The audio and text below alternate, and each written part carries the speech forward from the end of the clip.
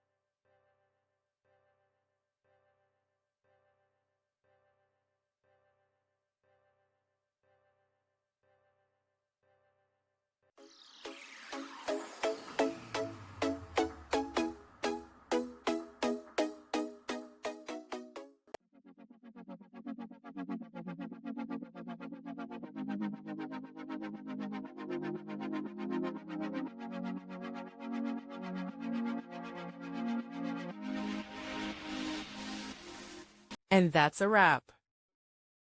I hope you found the answer you were looking for.